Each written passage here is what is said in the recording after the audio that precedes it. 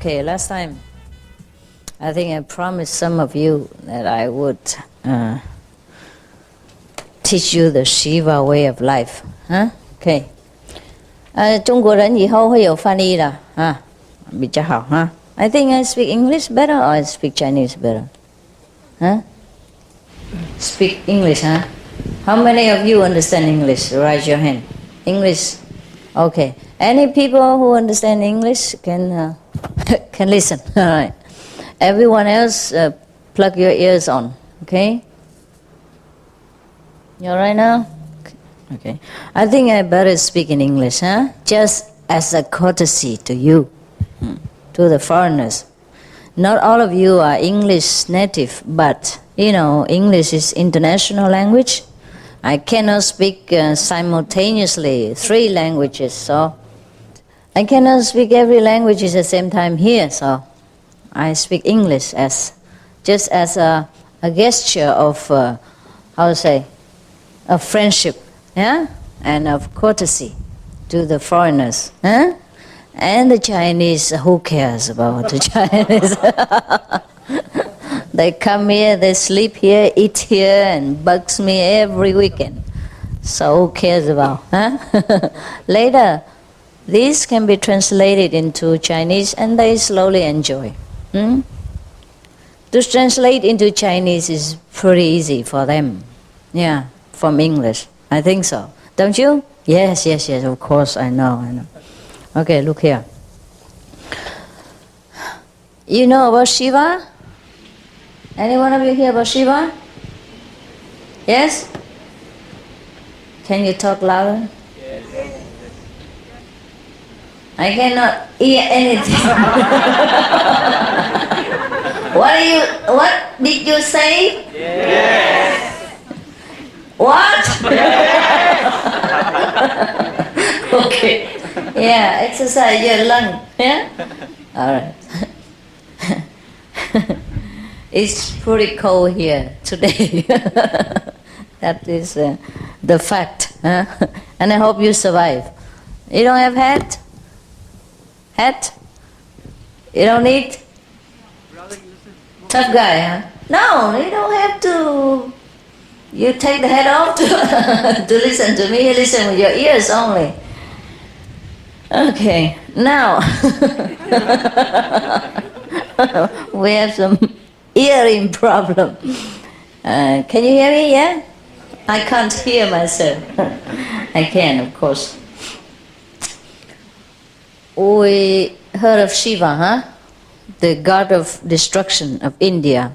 Oh, by the way, there was an Indian man last night. Where is he right now? No, not you, the other one, with bear. Why didn't he come up? You'd rather sit there? You prefer the Asian company? Yeah, you don't understand English, you do, huh? Come over here, brother.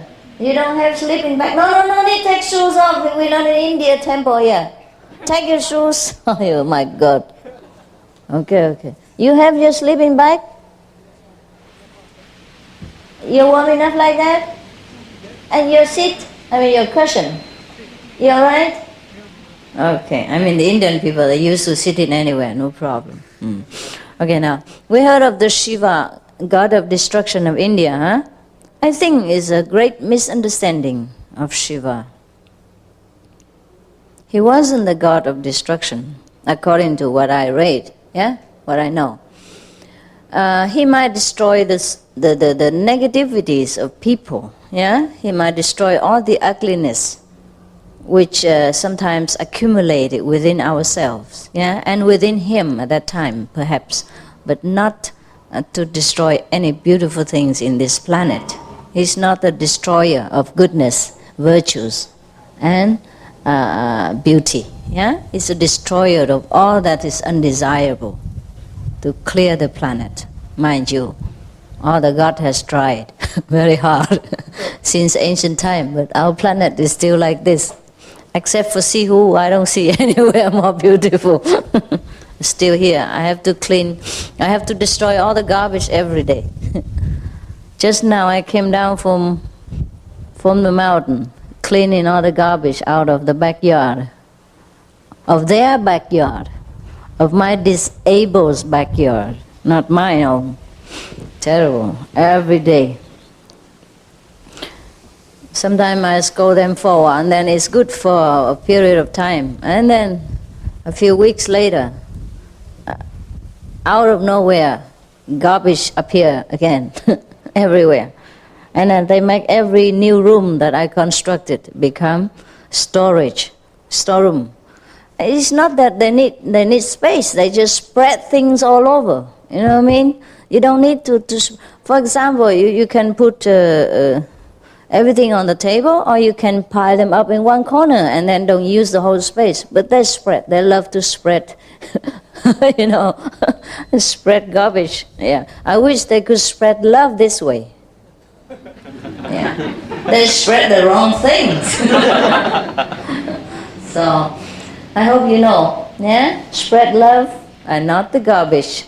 And the poor old woman have to clean up after everybody all the time. Yeah, we have enough garbage to clear off, to clear away, you know. What would you come in, and cakes and candies and vegetables and noodles and all this wrap, you know, of these have to be cleared up. And I seem never have enough space here in this center. They always spread around. It's terrible. And it makes me very tired when I'm dragged down into the physical existence of garbage. It's very difficult for me to climb up again and to talk about things that is more noble, yeah, and purifying and more loving. That's why I hate garbage. And that's why I try to keep clearing them all the time. But sometimes, you know, human nature, very, very difficult to clean. And that's what makes all the masters run into the Himalaya. Not the devil chase them, just the garbage of humankind. Yeah, so you see how strong it is, the garbage? The visible garbage is that strong already. Not talk about the invisible garbage that we like to keep in all the storerooms of our heart and the body part. It's terrifying. It's really terrible. In fact, sometimes I don't know how I survive. You know, always have so many garbage to clean. I'm really tired. I love to serve you, give you food and everything, but the way they spread garbage is really tiresome for spiritual practitioners like my great self to clean day after day. Really tiring, you know, it makes you feel so. Slow down. I don't know, maybe you like them, but I don't. I don't like garbage. Make me see red. I'm born Taurus, and when I see red, you know, I charge. Okay, so forget about garbage. Now let's talk about something else better. I hope so. Bless me harder so that I have the inspiration and wisdom and courage to continue to live in this world and to do your job that you don't want to do. Okay, it's a deal?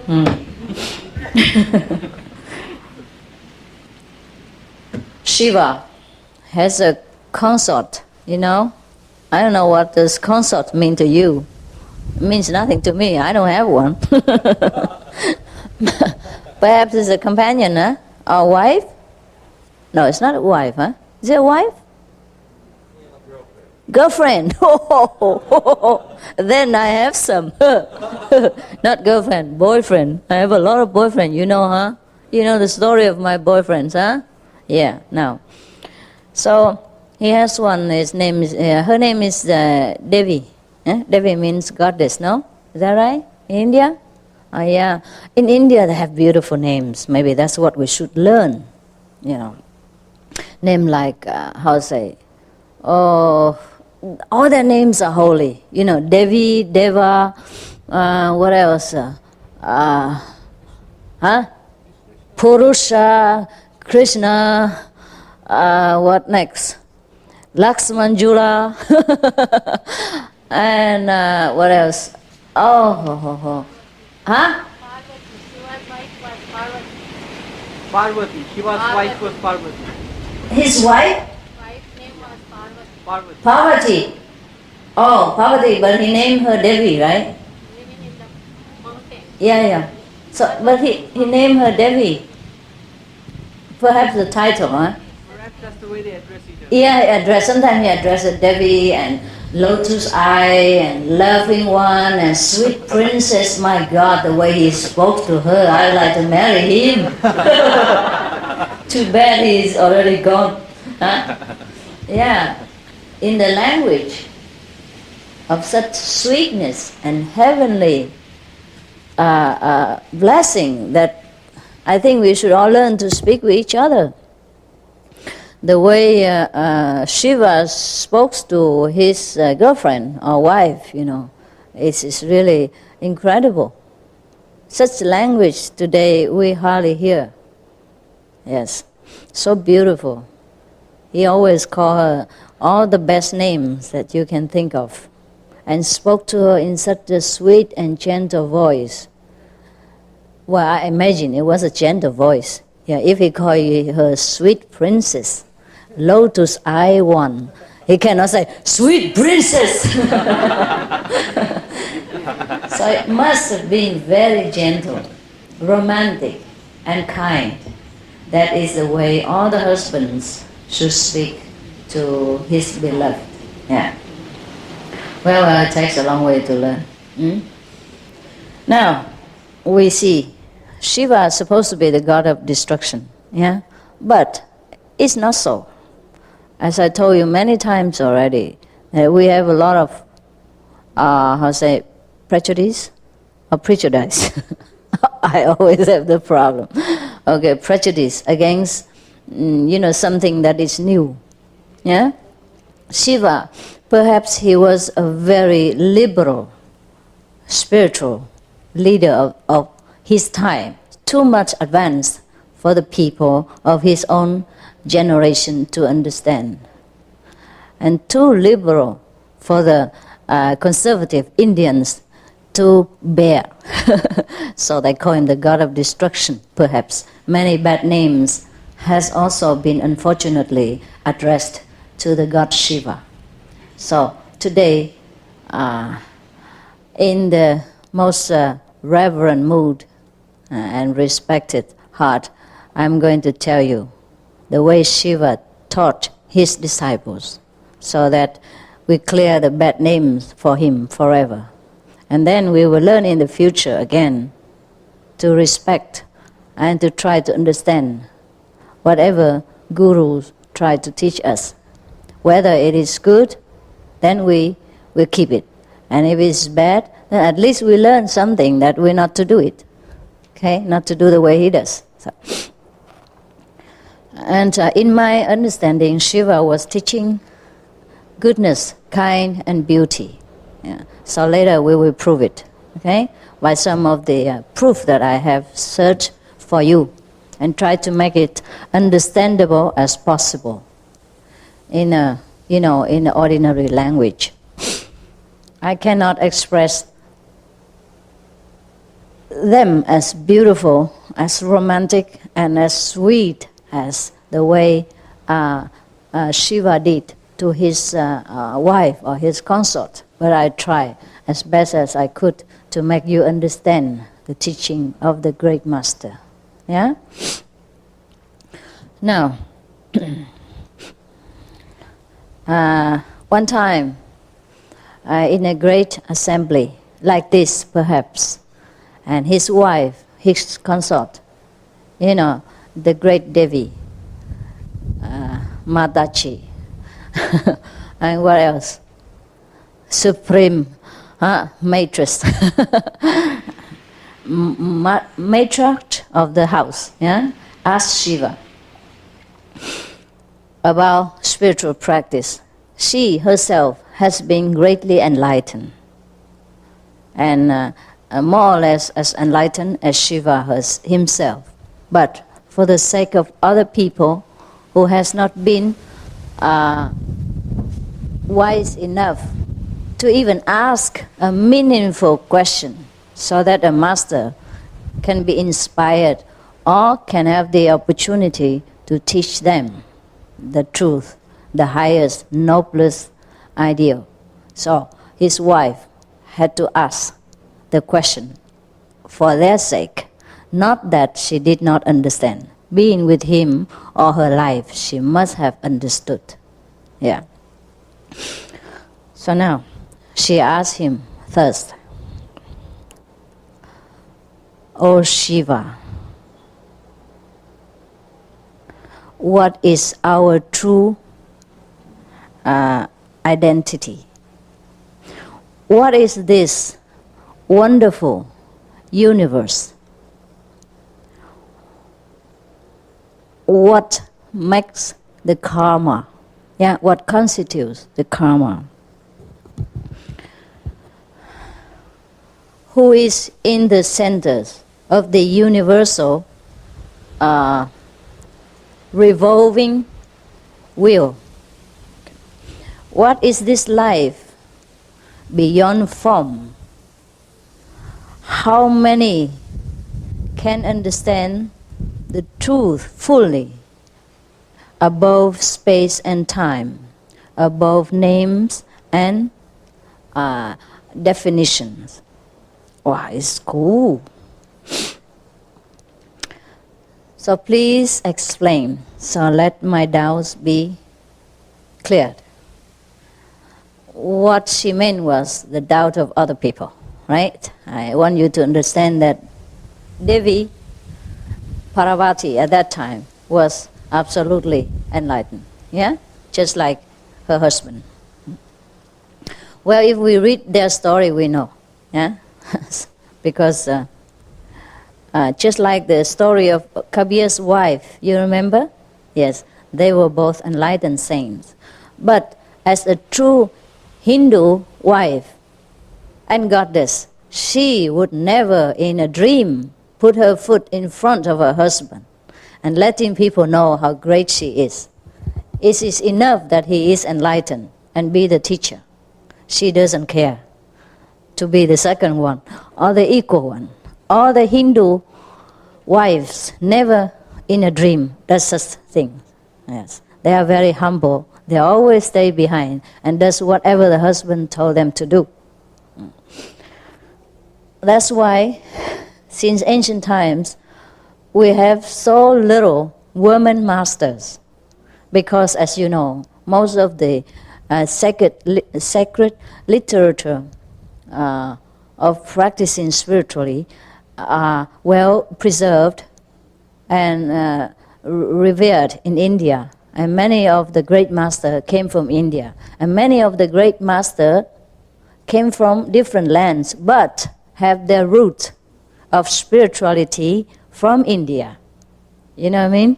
So, of course, men teach men, and then men go out and spread the good news to men again. And then chosen a man here, since men is more associated with men, and so the hair will be men again. And then so the circle goes round. Because Hindu women would never try, to be assertive. Is that the good word? Yeah. And to show their greatness from within or without. If there is a master already, there is one enough. She is contented to cook chapatis, to grill potatoes, and to clean the house for whoever her husband bring home as guests. When you go to India household, the wife always cooks, clean after you, and do everything to make you comfortable, while the husband will treat you as good as a guest and converse with you and try to entertain you in an intellectual or spiritual level. The wife would clean after your feet even. Clean after the food that you left on the floor and make everything comfortable for you. Never spoke to you if not spoken to. So this is some of the very good quality of the Hindu woman that I would like to share with you, which I cannot learn yet. Luckily I don't have a husband, so I don't consider anymore. Well, when I learn all this quality, it's too late. right? My husband already picked up another one. And perhaps both of them are struggling to learn still. So it save a lot of my problem and time. So now I can sit here and talk all kind of universal to you. Otherwise, what do you think? I'd be in the kitchen right now cooking chapatis. Yeah, maybe he's sitting here but don't know what to tell you. All right. So now let's come back to the, I'll say the over 100 way of practice. Okay. After Devi has asked this meaningful and deep question, Shiva lovingly reply. So what does he call her now? The first answer? Radiant one. Wow. You don't even call me that. You only call me Suma. Radiant one. Maybe in America you got apple pie, huh? Huh? Ketchup one. Or French fry. Kentucky. Kentucky French fry. We're talking about this. I have a joke for you. Should we have a joke or should we come to this? Huh? Joke? Okay, joke. We still have that to come to, don't worry. Okay. There were many neighbors living together in one, block, a complex. And one of the wife complained to her husband thus, "Look here, all of our neighbor husbands call their wives in such a sweet and romantic names, and you never call me one like that." You know the story already? No? How come you laugh then? Don't laugh so soon, you'll probably cry later. If it happened to apply to you. So the husband said, what did they call their wives? I never heard anything. So the wife said, the one who lives on our right, he called his wife apple pie. And the one who lives next to him called his wife sweet cherry blossom. The one who lived left to us called his wife, how to say, something else. Rosemary. Yeah, rosemary is a very fragrant kind of spice you put into your food, yeah? And the other one next to him call him my lovely pizza. Still, on and on, the other people, other call him my bonsai. My precious bonsai. And the other one called, my diamond, my flawless diamond. And you never call me anything so sweet and romantic like this. So the husband shook his head and said, I'm sorry, but the one who lives on the right side, he's a baker. And the one next to him, what do you call him? Huh? Cherry blossom, huh? Okay. He's a gardener. He plants cherries, Japanese. And the one who left called his wife, Rosemary. He sold herbs. Yeah, herbal things, yeah.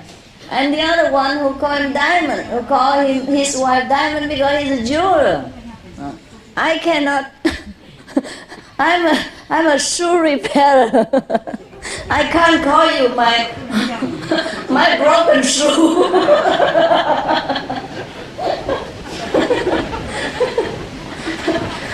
Yeah, it's good that he's not a coffin maker. Huh? My solid coffin. The bury the dead thing. Solid coffin. So make sure don't force your husband too hard, okay? In case he's not in the right profession to give you a sweetest name that you desire. Now, but you can tell your husband, learn from Shiva, huh? the god of destruction. All right. Shiva was very liberal, you know, he wears snakes and all that around his arms, and he chose a man genital for a kind of symbolic of the universal, I would say, reproductive force, yeah? But what he actually meant is that all the world were created by creative force, you know, it's not the truth, it's not the highest abode of mankind, of the souls, yeah? The creativity, the force of creation, which created the universe, came through Maya. So in the old time, to talk about Maya and creativity, he has to use a very crude object, like a man's genital, is that right? Just to let the people at that time knows what he meant. How can he philosophize with them in that time, when all people knows is something very crude, very primitive, very down to earth, very daily life like examples. You know what I mean? Yeah. Okay. Just like Moses, you know, in order to prevent people to kill each other for sacrifice, sometimes he had to allow them to kill maybe goat. If they are not disciples, what can he do? He cannot tell them, eat vegetarian, kill a I would say, tofu goat. At that time, they would not listen. So it is already good enough that he brought them to understanding that you should not kill another human being or a virgin or babies to sacrifice. You know, if you have to, then make a goat sacrifice. And then they will eat them, and they will eat the goat anyhow. You know what I mean? Whether they kill for sacrifice or not, they will kill it somehow to eat. So he make it that way. So people understood not to kill each other. You understand? In each period of time, the master had to live, teach, and make people understand according to the people's level of consciousness and of progress at that time. You should understand clearly. And so don't compare and say why Moses allowed people to kill goat, and Master Ching Hai said no, no, no, no. You know what I mean? Now we don't have to say that anymore because nobody kill each other. If I go to Brazil, Amazon jungle, I probably have to do that. But if I'm in Taiwan, I tell them don't kill even pig. You know what I mean? Don't kill even chicken. Because it's not necessary to tell them don't kill human for sacrifice anymore. Not in Taiwan or not in the places that I have been for preaching. No? Okay. So now, the first answer Shiva gave to his wife is this, his companion, his lifelong companion is this. Radiant one, if you like to experience the illumination, you can concentrate between the two breaths. When the breath comes out and comes in this between time, then you will have the benefit of the illumination. Of course, what he meant is you must concentrate. Yeah, when you probably, because in the daily life, this is not the one method alone. You know. Although you can do that, but we should use all these 120, perhaps 120, or maybe 112, 120. We should use it in different circumstances in order to concentrate our mind. So sometimes, if you remember, I have also taught you, during daily activity, you should always remember, yeah? Your wisdom center, and repeat the 5 names. But should you forget, you know, even every activity you should concentrate. But it's very difficult for you, so you concentrate on the 5 names, even while you are working. But you should not concentrate on the physical breath, but in between. You know what I mean? What he means, between the 2 breaths, one come out and one come in, is that the non-breath, the non-breathing being That's what we should concentrate on. That means we should always remember the Almighty, the one without breath, the one that breath is not necessary, the one that breath cannot touch, etc., etc. You understand? This is only for the one who already understood the way of practice. It's not to go out and to teach the lay members of the society that to concentrate between the two breaths. Of course, concentration of any kind brings benefit, but not to the extent as if we know where to concentrate and what to concentrate on. Is that not clear to you? Is that clear? Okay. So, in our daily activities, we have a lot of work to do. So sometimes it's very difficult to just remember the wisdom center. So, in case you cannot, or in case you have to concentrate on your work, then there are ways we can convert work into practice. That's why the Buddha said there are 84,000 ways of practice, and none of them is not a practice, not a spiritual practice way. And here Shiva, to make it short, he can't just sit there and at least 84,000 ways of Dharma practice. So he make it 112. That should be enough for you and for us, for me. Okay. So what he means between the breath is that remember the non-being, the non-physical being. So when you remember, I tell you, don't concentrate on the breath. And do not pay attention to the physical sensation. During initiation, you remember? Okay. So that is what he meant as well. That's why he say, concentrate, remember the one between the breath. Not that we concentrate between the breath only, you know what I mean? Continuously so. Because he is afraid, perhaps if he tell you, I suppose, maybe I'm wrong, later we will know, And later maybe we read some more and then I will tell you more. Okay, there's a lot of things to read and we're only the first one yet.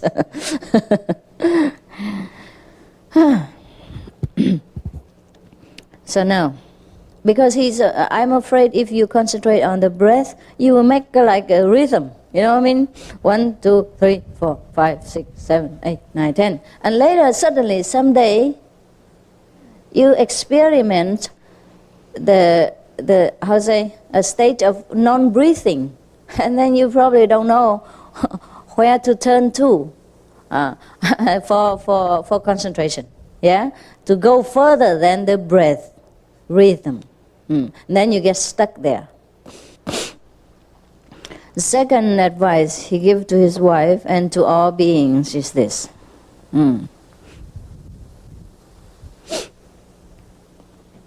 When the breath turns from down to up, mean when you breathe out, and when you breathe in,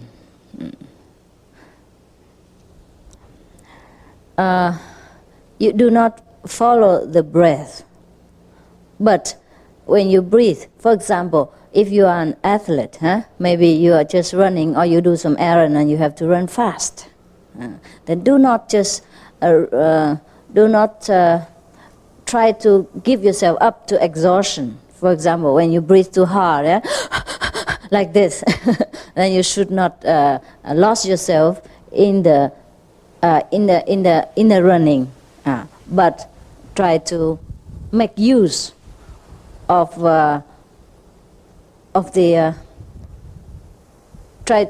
If you cannot concentrate on anything else because you have to run, like you have to do sport and you have competition, then you should better just realize that the breath is coming, the breaths come out, and then try to center yourself, in the being behind all this breathing and behind all this exercising, in order to centralize yourself, to be self-centered.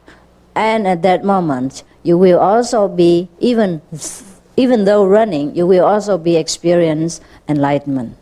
Yeah. And so, of course, it makes your work easier. I hope I understood him and explained it correctly. If not, you can tell me later. If you know something better, you tell me, okay? The third.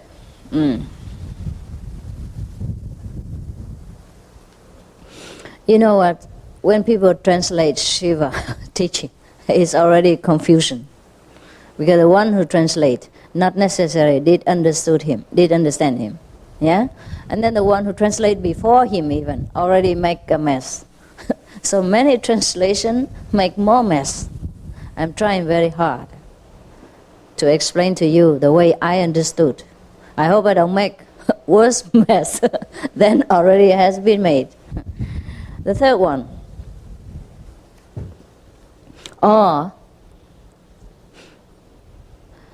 in the middle of the fusion of the two breaths, yeah, try to center on that. Of course, repeat the 5 names. You know what I mean? In that case, then you will not try to hang on to the breath, but just to remember, something to remember. And then you repeat the holy names, and then center yourself. So what he meant is, whether you're working, you're running, or you're standing, you're walking, you still always can find something to concentrate and repeat the 5 names. If you happen to forget, you know, the wisdom center, because you probably have to run. Yeah, you have to run and you have to look at the road. If you concentrate too much on the wisdom eye, maybe you forgot to look at the road, and then you become the last of the competitor instead of the first prize. Because this person do not, when he translated, perhaps he overlooked what Shiva meant inside by telling him to remember the breathless being, or the energyless, energy field, you know what I mean? Like a gate without gate, and gateless gate, and things like that. Yes, it's very difficult for anyone of any level to understand a master's secret teaching. And this is supposed to be very deep, very secret, transmitted from one master to one disciple.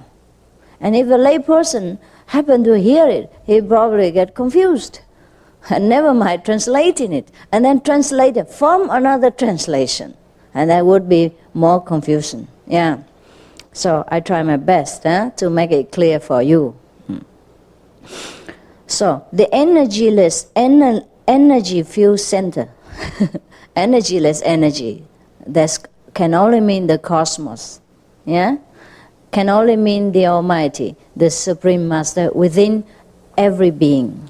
So even while breathing and running fast, we still have to remember that center. Yeah, if we can. Of course, it's difficult. So people say, well, when I'm running, when I'm working, it's very difficult to remember. Okay, you don't have to remember the wisdom center, but you remember the wisdom being, the wise being, the being without running, the being that is always still. So in every action we still can try to remember. Yeah, for example, when we're running fast, we try to remember the one who is still. That is our true self, our identification. Our identity. For example, like that. That's what I understood. If I understood it wrong, well, please, the Indian correct me. Is that correct, brothers? What do you think? Huh? You're very humble. That's all the Indians are. What do you think, Devi, behind there? You think it's okay? I'm trying my best. I know, man, I can't understand all this myself. Okay, the 4th advice Shiva gave to his disciples is like this. Also, when breath is all out, yeah, or in, When you breathe out or when you inhale, just inhale enough in. And stop at that time, in the middle of that. In such a universal pause, suddenly the small self, the physical self, vanish. This is very easy at that time to realize the whole purity of true self. That's what the translation is supposed to mean. Huh? All right. So, in this, what he meant is, before you breathe out again, or before you breathe in. Oh my God. Okay, I breathe for you. That is the moment when he meant. Or when before, or when all out. Yeah. Even in those instants, we have to remember the purity of our true being. He said, but it is very difficult. If you are impure, you will not remember that. You will always follow the breath in and out, or follow your exhaustion of the body, and then forget completely the true identification of our being. All right. The fifth is that, the fifth ways of to remember is that, now,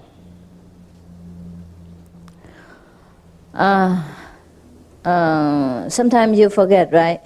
So you try to remember by considering your own essence as light, and it coming, saturating throughout your body. Yeah. At that time, you try, by remembering so, you will awake the liveliness within yourselves, awaken the true life force within ourselves again. Of course, at that time, don't do the guan, because you can't. Yeah. So at least try to consider, to remember that you are the light.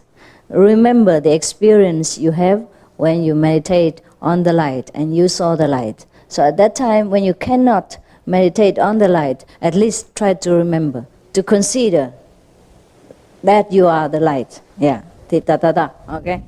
That's what I understand.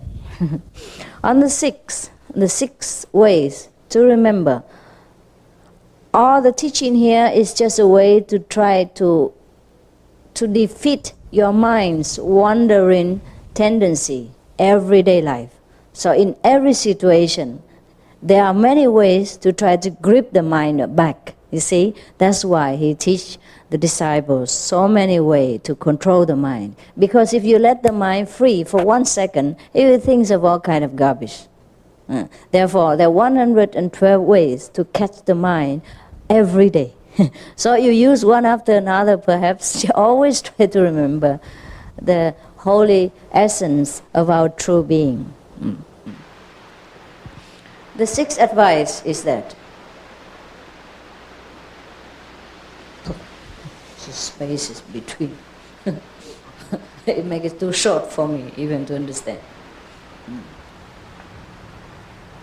Okay. So sometimes, perhaps, when it rains, according to here, in the space between the lightning, between the different lightnings, sometimes in the storm, the lightning comes one after another, right? So in between that, feel yourself as such powerful as the lightning of the universe. Even in the rain, you can remember God. You can remember your own identity. That's perhaps what the Master meant. Unless any wiser person tell me otherwise, because I don't have the whole scripture here. I only have a very short, concentrated essence of the teaching. And we try to make the best translation out of it. Okay? Interpretation. Yeah. Now, continue further. He spoke to her sweetly again. Devi, He called her goddess. Yeah, goddess. Imagine. You can also try to remember God or to be enlightened by imagining the Sanskrit letters.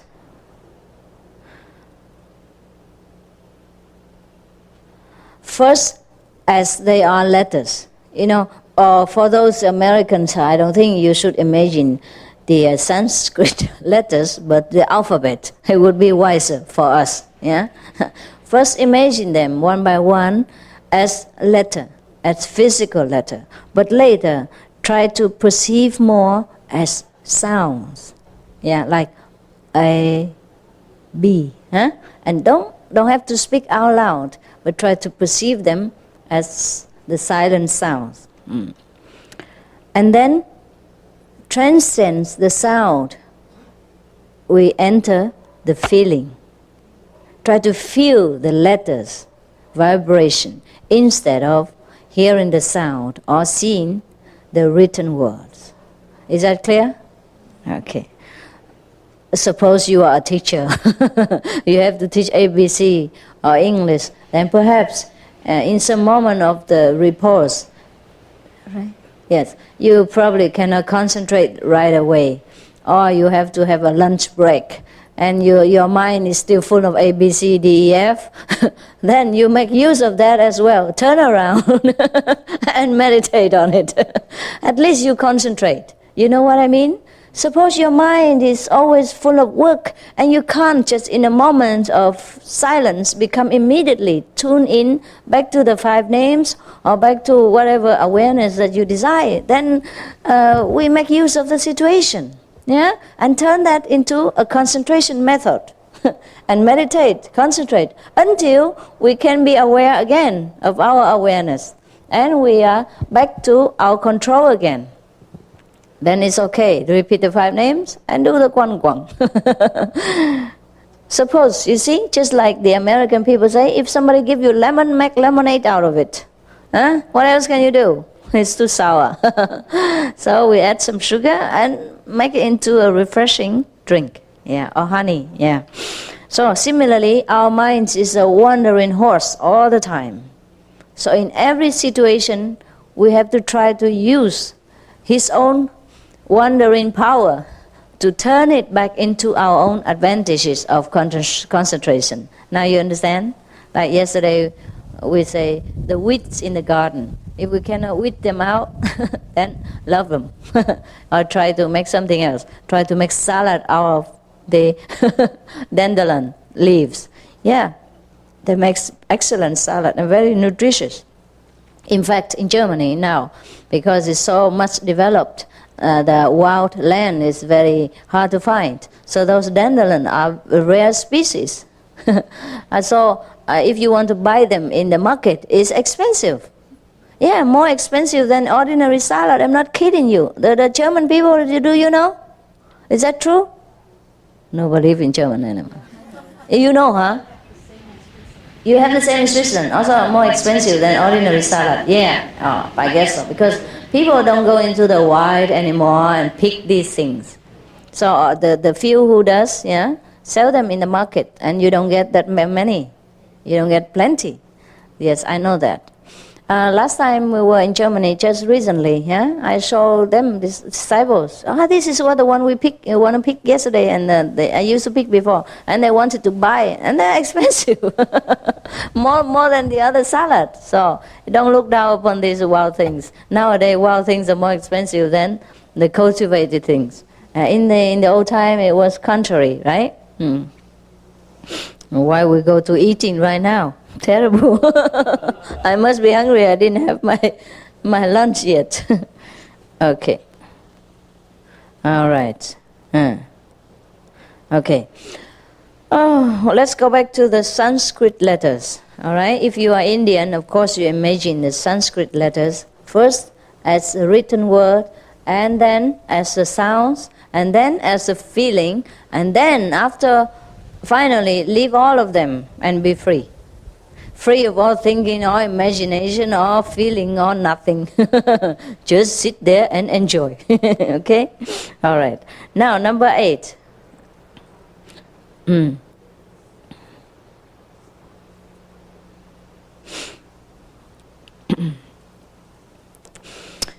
Suppose you have a moment of freedom, yeah, and too short to do the light meditation. Then you can concentrate between the eyebrows, as you know, you know where, huh? Yeah, wisdom center perhaps, and let your mind concentrate on the space before every thought arises. You know where it is, yeah? Before all thinking started, before all desire sprout up, concentrate on that.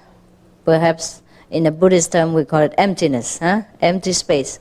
Or we call them, well, yes, the mindless place, yeah? Things like that, or the gateless gate.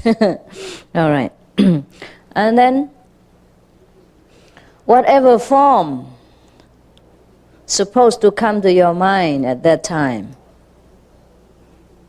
or maybe your own form, let it be filled with the universal life force. Imagine, maybe. And then you take a shower in this light, in this essence of the universe. Understand? Like you are taking a shower, but not the shower of water, but the shower of the universal light, of the universal blessing and illumination.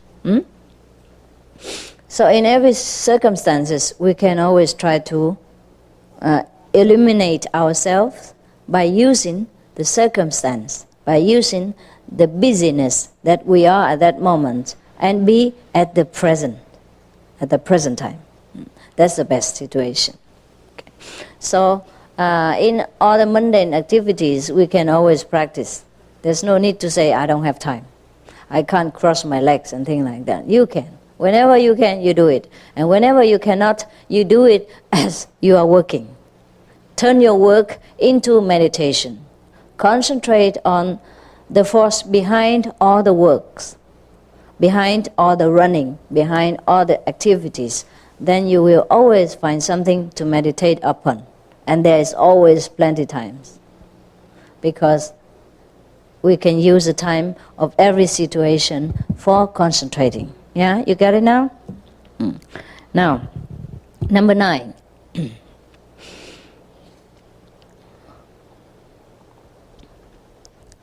You can liken your 5 senses as the 5 colors of the peacock tail. And then spread them all over the space instead of spreading garbage like they do here. Just spread the 5 color peacock tails all over the universe. Fill them with colors. Fill the universe with color. But these colors are supposed to be your 5 senses. Understand? Perhaps smelling, tasting, touching, these senses.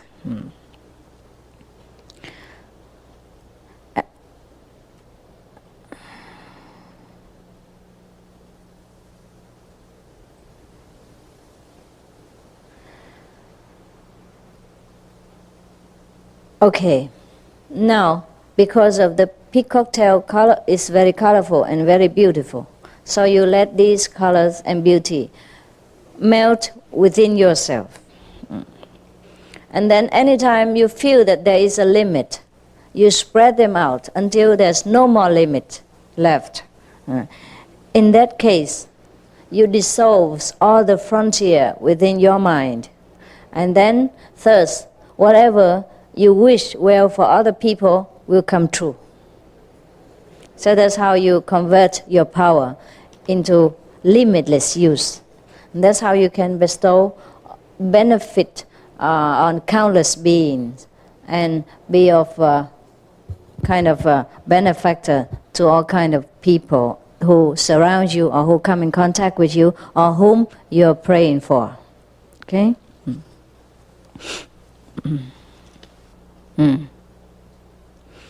You can also close your eyes, yeah, and try to see your inner being in all details. And thus, while you're concentrating on the inner being, then you will see your true nature. Try to understand if you can. If whatever the method you cannot use, just leave it. And number 11, place your whole attention in your nerves, yeah? And you should know that the nerves are so delicate as the thread of the lotus within the lotus itself.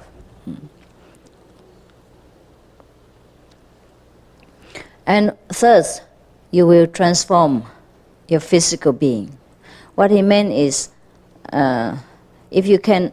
if it's so difficult to control the mind and try to make him concentrate on such a delicate pattern, just as the nerves in our body. You understand what I mean? Because you have never seen them before. So it is very difficult for the mind to imagine all these nerves, and it's good for him. It serves him well. So that he will have no time to wander around and doing anything else. Yeah? Suppose maybe for many people it is suitable for them to be complicated like that. Yes? Because not all beings are alike. Not all people are the same. So if for everybody to try to concentrate, he probably use a different kind of concentration, a different situation. In the Himalaya, perhaps you don't need all this complication. You only look at the snow, and then you froze. You froze in time and space. And the mind cannot run anywhere else. Because after a while, he used to with emptiness, whiteness, and of the emptiness of the mountain. There's nothing there for him to fancy. After some time, perhaps all the desired, all the habitual patterns that recorded in the mind will be exhausted, empty. And then he doesn't fill it back in with newspapers or television or bad movies. Then it stays at least half empty. That's why many masters favor Himalaya or the desert. Yes, I stay in the desert myself too. It was beautiful. For sometimes, maybe 2 weeks, until one day it was something. It was very cold, and I nearly collapsed, and I had to run back to the house, into the city. Not the city, but another place. It's a house, because in the desert where I stayed there was no house, no water, no electricity. There is water, but we have to go and fetch it back. Very far away, about 2 kilometers or something. It's not directly from the tap like that. And there's nothing in that desert. Only dry shrubs here and there, and mouse. And, we have rabbit. The desert rabbit is so small, you can't imagine. You would thought it's a mouse. Yeah, pretty small, but looks like a rabbit. Yes. Just like me, I look small, but I am I'm a human being. Perhaps there's not much to eat in the desert, so the rabbit becomes smaller, smaller, and smaller. Yeah. So now let's see what else. All right. Number 12. Closing the 7 openings of the head with your hands. And then the space between your eyes will become all-inclusive. You know what that means already, don't you? Yeah? All this is boiled down to wisdom center. A different way of, talking about it. Just like I talk so many things, but it boiled down always to Guanyin method. I go to make different lectures, yeah, different tempting dishes, but only after at the end I give them only one. Guanyin method and the light. Okay, now number 13. this is for the people who probably cannot concentrate well, So using different kind of helping tools, yeah? Just like sometimes people write to me and say, wow, it's very difficult for them to concentrate on the light, huh? So I say, well, scratch your wisdom eye a little bit, yeah, or just touch it with a point, with a fingernail, yeah, or a pin if you can bear it. But don't make yourself bleed. Don't bleed from here, okay? Just touch it so that you remember. Yeah? It's one of the methods, right? Or sometimes somebody, in Shiva doesn't say it here, but I have many more methods than this. For example, when I walk around the meditation hall and I see some people just sit there and deep in samadhi with the head, with the head turning here and there all the time. And then I just pat them on the crown chakra and then back he concentrated again. But that method Shiva did not write here. I'll tell him. He has to modernize more than that. Because in the old time, perhaps people don't sleep so much like this time. And in this time, people have, air condition and heating system, so it's very comfortable. So people tend to be too comfortable. So we have to use many more methods. So he say, and number 13, he say, if you cannot concentrate while meditating, perhaps, then you can touch your eyeballs lightly, light as a feather. Yeah, and then maybe at that time you will see the light. Yeah, I think so. I think you should rub your eyes more likely because you always sleep. If you touch as a feather, I think you could not even move. Huh? I think you rub it, huh? With your gloves and everything. What he says was for the old time people. But nevertheless, you may try. If you cannot concentrate, the effort that you use with your fingers to touch your eyeballs as light as a feather, it must be concentration. You know what I mean? It's just a trick to bring your mind back into focus. So it's pretty good, huh? So when you are already, all kind of topsy-turvy thinking back and forth from Germany to America and then back to the bathroom and back to the eating room again, and then if you can even be concentrated enough to put your hand as light as a feather, so rub a hand like yours to put on there, as, light as a feather, then at least you're back again, to the meditating business. So I think the master was very clever, huh? Shiva was very, very clever. He destroyed all kind of bad habits and negativity within us, huh? Using all kind of method. Yeah. Now, number 14.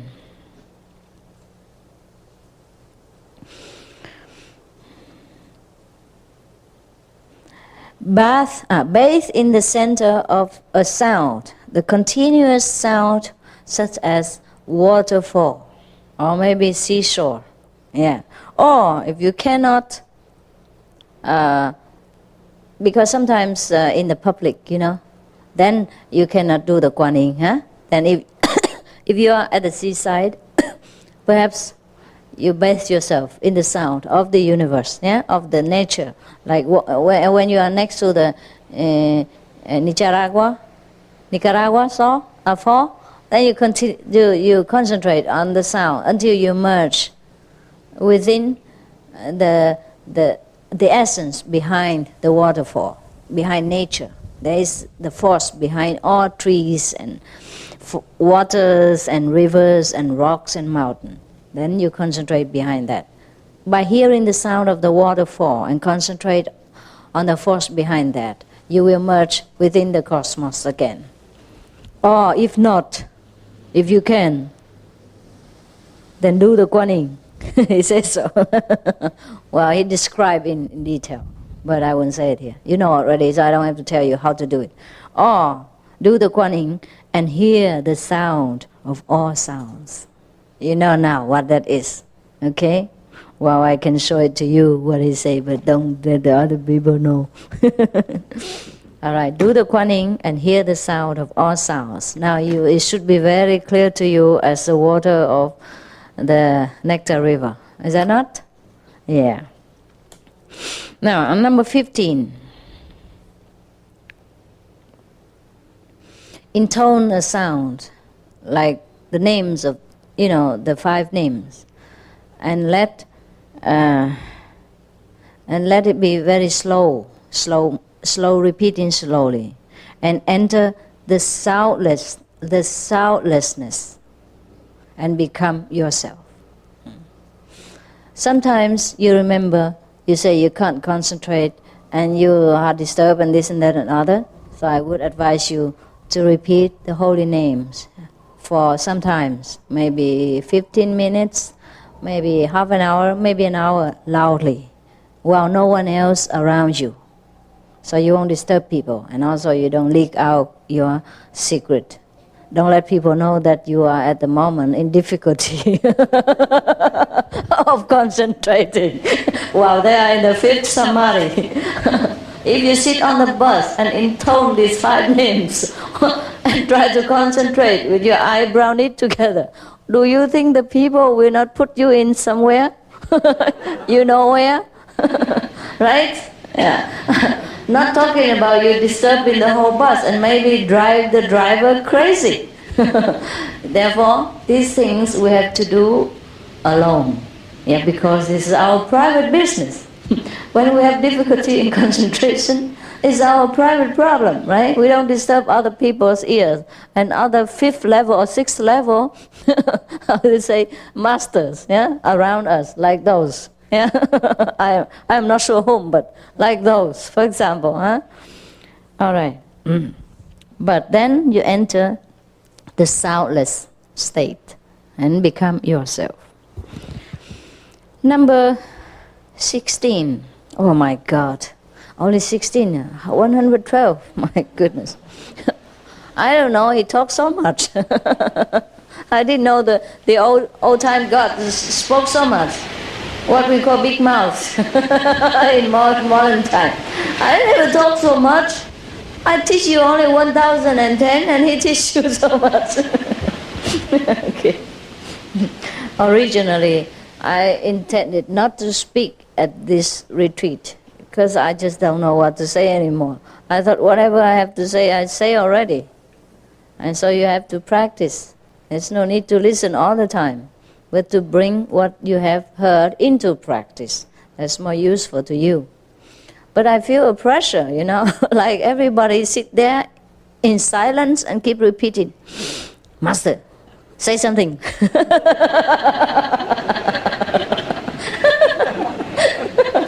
Master, speak up.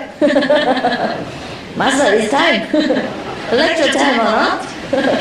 Oh, and I feel so tremendous pressure, So I gave up, surrender to your will. I said, okay, then I will say something, And that's how it ends up in me talking like this.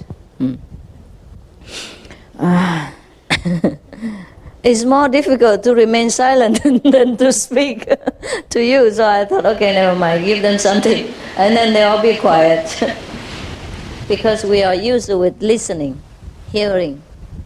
And so we cannot accept the silence. Very difficult. Yeah, maybe after 3 years you get used to it. But I don't know what you do meanwhile. And I don't know what I do meanwhile. We both will probably get on each other's nerves, having so much pressure.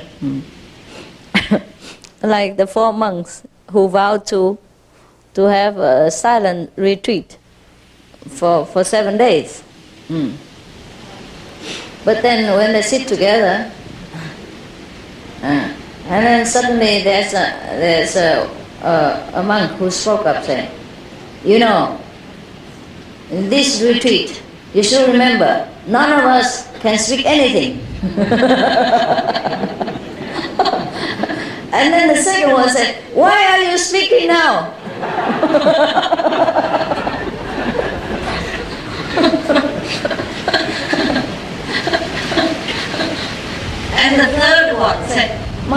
you both broke the precept. And the fourth one said, I never said anything.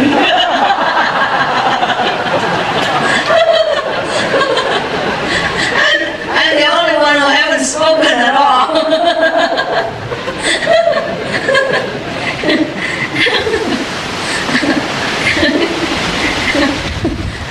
All right. I'm also the only one who never spoke here.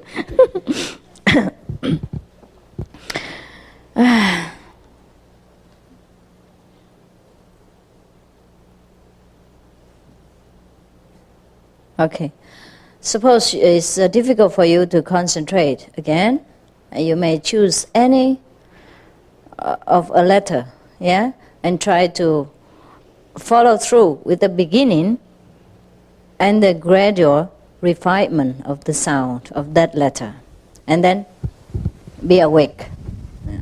Perhaps when you're sleeping, and then try to awaken yourself. Very difficult.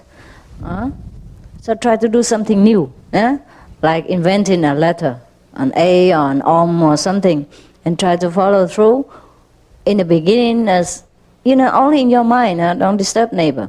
If you're alone, you can.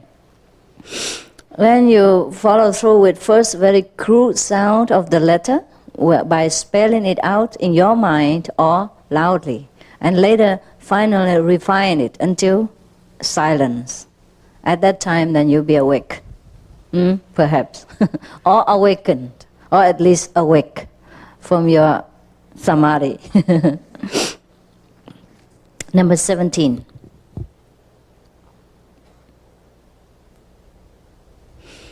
While listening to any string instruments, try to hear the composite central sound, and thus become omnipresent. Or at least be one with the omnipresence, or at least remember the omnipresence. Because when we go to the concert, or go to theater, perhaps it's difficult to concentrate on the light, then you won't see anything. So you have to listen to the music, but then try, while listening to the music, try to remember the central note, the noteless note of all the music. And then at that time, perhaps you will enter the omnipresent as well. So while you're watching the theater going on, or while listening to the music, you are within yourselves and not lost in the merriment of the ephemeral nature of the world. Capish? I hope I make it clear. Oh my God, he talks a lot. We're still 18 only. Oh, I dare not bled any further. I dare not turn the pages. Oh my goodness. Ooh. See that? Well, we can make it tomorrow night again. Huh? Yeah, sure. Oh, it's nearly 9 o'clock, Mike. Thanks God. Thanks God that somebody invented the clock. Well, I spoke since 7:30, huh? It's 1.5 hours already. For my small size, huh? There's a lot, huh? Now, number 18. You can concentrate or divert your mind from all this topsy-turvy thinking by intoning a sound audibly, and then less and less as your feeling deepens into this silent harmony. First you intone audibly, and then less audibly, until you enter the silence and become harmonized with the universe. That's just how you concentrate sometimes. We can concentrate on our 5 holy names in this way. And no need to search elsewhere. Since it is already very difficult for you to remember the 5 names, I think you should not have to include another name or another letter, make more confusion. So if you remember, then do that. If you remember. If you cannot, of course, then grab anything that your mind just think at that moment. Stop him. Stop him right there and just do our business. Yeah, and let him forget that what he wants to wander and where he wants to go to. The mind always wants to go somewhere and do something inside. So we stop him right where we remember, yeah, and turn around, concentrate. Yeah. Probably at that moment he was thinking of ice cream. Huh? So if you continue to follow him, he will bring you to the ice cream shop next. And then will empty your pocket and your time into that ice cream cone again.